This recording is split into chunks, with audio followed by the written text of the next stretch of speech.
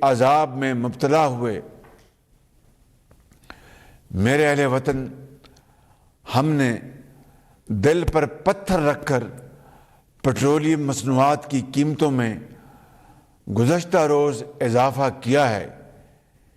یہ فیصلہ ہمیں کیوں اور کن مشکل ترین معاشی حالات میں کرنا پڑا، یہ سچائی آپ کے علم میں لانا بہت ضروری ہے۔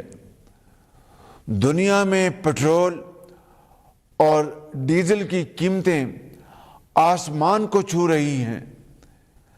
تیل پیدا کرنے والے ملکوں سے لے کر ترقی یافتہ ممالک سمیت سب اس شدید معاشی صورتحال سے دوچار ہیں،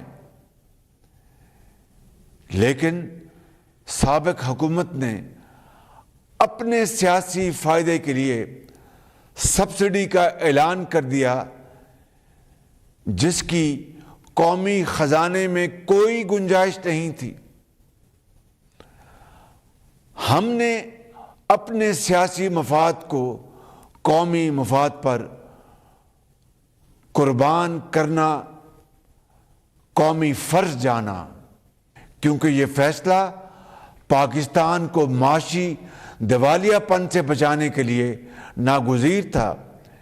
اس معاشی بحران میں پاکستان اور اس کے عوام کو سابقہ حکومت نے پھنسایا ہے۔